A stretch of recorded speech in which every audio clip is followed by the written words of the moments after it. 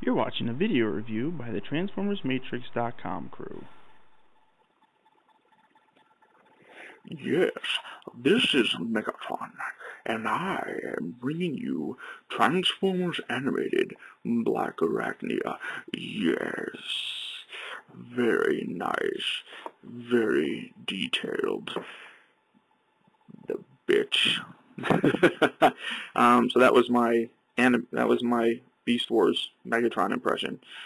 I also do a decent Waspinator, I'm told. Although it comes across as sounding like wow, Waspinator does not care. Waspinator wants Blackarachnia Spider-Bot. Oh, well, alright, that was terrible. Anyhow, as you can see, Blackarachnia in her packaging. Really kind of cool looking. She, will be... I wanted to wait on this one because, I don't know, we'll see. Let's get her open, guys, and I'll shut up. Blackarachnia, right here. So, in her inner mode, I got it all opened up and everything. I'm really not impressed with this toy. Couple reasons why. I'll get to those in a minute.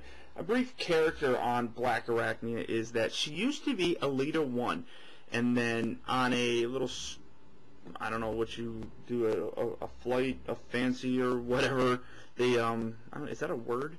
On a whim, I guess, they decided to go to a planet that has organics, and because of that, they were attacked actually by a bunch of spiders.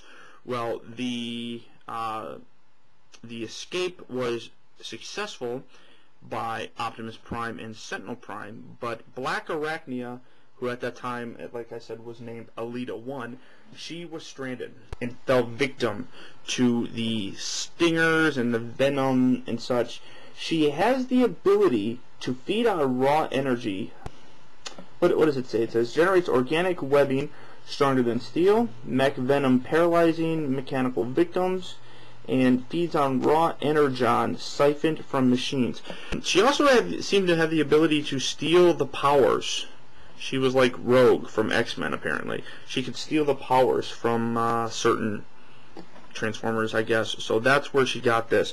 So she is half organic, half robot, and she absolutely hates her organic side, and she vows vengeance against Optimus Prime, and then she decides to join the Decepticons.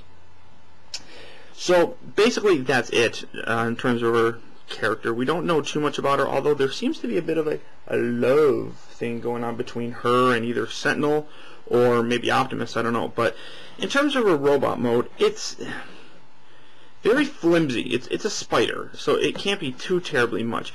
But these little arm things here are very soft. I don't know if you can see that. I mean, they're very, very soft. Also, her hands are clearly shown in her robot hands are clearly shown in her animal mode, and they don't stand very well. Oftentimes, I'll have to, like, if you do this, it falls. It doesn't stay locked in. So you kind of almost have to have her stand on her tippy toes like this to get it to work. But that's a pretty big spider. And then these are supposed to be legs, but they're pretty small. I mean, they're almost like hands. I don't quite understand. So you gotta kind of leave everything down, and I mean, I'm just really not impressed with how this looks. It does come with this little gimmick thing here in the back. You got this little guy who clips on. It's a claw. Clips onto things. It actually clips fairly well, but you can have her dangle and such by having the spinneret come out of her ass, and then you just push the button and it retracts it. Now there's her face right in there, which is rather odd. I'd say, seeing how this is her crotch, these are her robot legs, and that's her crotch. It's a rather weird place to put her head, don't you think? But, I mean, overall, it's not too horrible. I mean, that's her face in robot mode, a nice Decepticon symbol right there.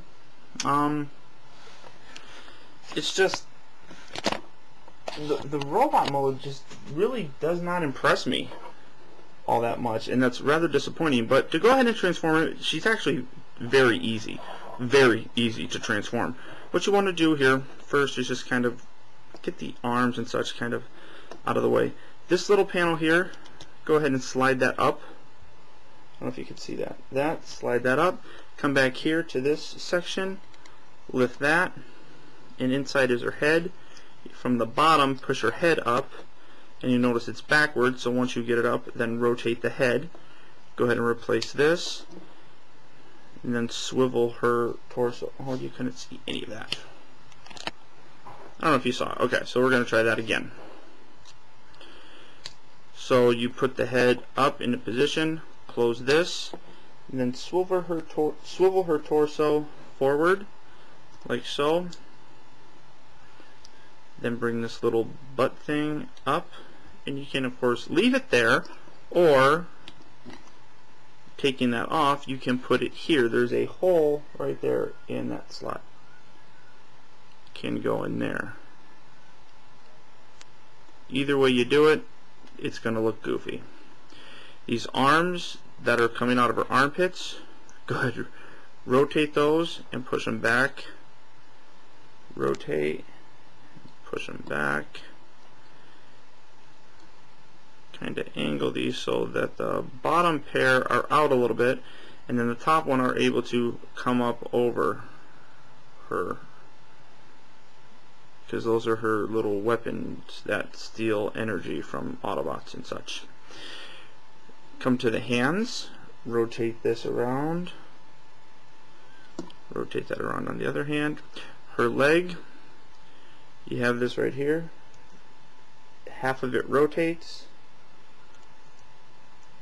exposing a foot. We'll get to that in a minute.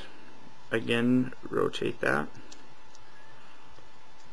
right back in place, extend out, and a foot.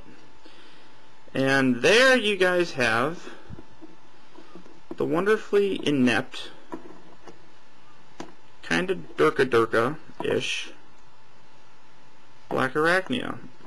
She's difficult to stand, at least for me. I don't know, maybe other people have an easier time of standing her. But there she is. Yeah, transformation's extraordinarily simple, but I'll show you the features and such in the second video. So this is Optibotimus and Blackarachnia. Stay tuned for part 2, guys.